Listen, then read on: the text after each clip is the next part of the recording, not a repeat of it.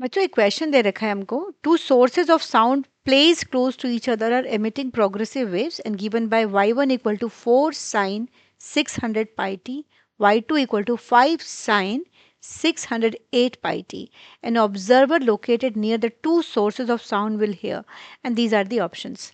तो इन इस क्वेश्चन में ना दो हमें इक्वेशंस दे रखी हैं प्रोग्रेसिव वेव की, और ये साउंड प्रोड्यूस हो रही है, और यहाँ से हमें बताना है कि एक ऑब्जर्वर जो पास में खड़ा है उसको, मतलब उसको कौन सी ये ऑप्शन जो बीट्स पर सेकंड जो सुनाई देगी या इंटेंसिटी का रेशियो होगा बिटवीन वैक्सिंग एंड वेनिंग, वो कौन सा करेक्ट होगा।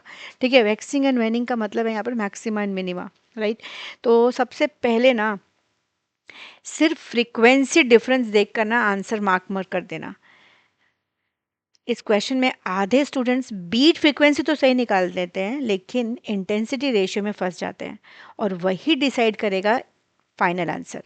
ओके, सो करते हैं पहले इसमें क्या दे रखा है और कैसे हम मैक्सिमा और मिनिमा भी निकालेंगे इसमें। तो सबसे पहले तो इसकी इक्वेशन से में जो दे रखी है हम उसको लिख लेते हैं। हमारी इक्वेशन क्या दे रखी है, पहली है y1 is equals to 4 sine 600 pi t, ये इक्वेशन दे रखी है। y2 is equals to 5 sine 608 pi t, ये दो इक्वेशंस हो गए हमारे पास, राइट। तो यहाँ पर हम इसको स्टैंडर्ड इक्वेशन से कंपेयर कर लेते हैं। स्टैंडर्ड इक्वेशन हमारी क्या होती है, y is equals to A sine, bracket में आ जाएगा हमारे पास ये सब 600 पाई टी, इसका मतलब 200 पाई एफ टी। ये क्या लिखा हमने, ए साइन ओमेगा टी, ये पूरा ओमेगा है ना, तो मैंने पाई के टर्म्स में लिख दिया है। अब हम कंपेयर करते हैं, जब कंपेयर करेंगे इसकी तो वैल्यू जो आएगी ना, फर्स्ट वेव अगर मैं लिख रही हूँ, फर्स्ट वेव अगर हम लिख रहे हैं तो फर्स्ट वेव के लिए हमारी फ्रीक्वेंसी कितनी हो गई, अगर हम फर्स्ट वेव ले रहे हैं तो 2 पाई न्यू, पूरी वैल्यू ले रही हूँ मैं, ठीक है। तो 2 pi nu one, okay, is equals to 600 pi, ये इतनी वैल्यू। 2 पाई एफ ले लो, 2 पाई न्यू ले लो, ओके। तो don't get confuse with this, you can take this as pi, इसको पाई ले लेते हैं, ठीक है।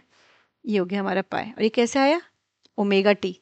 तो यहाँ से 2 पाई न्यू वन ये कैंसिल होकर हमारे न्यू वन की वैल्यू कितनी आ जाती है, यहाँ से आई 300 हर्ट्ज, ओके। सेकेंड वेव की बात करते हैं अब। सेकेंड वेव अगर हम निकालते हैं तो सेकेंड वेव में हमारे को ये इक्वेशन दे रखी है, तो सेकेंड वेव में हम बात कर रहे हैं तो आया हमारे पास 2 pi nu two is equals to 608 pi. So what is nu two, nu two कितना है हमारे पास 304 हर्ट्ज, ये आ गई दो वैल्यूज, ओके। तो ये दो फ्रीक्वेंसीज हमने निकाल दी।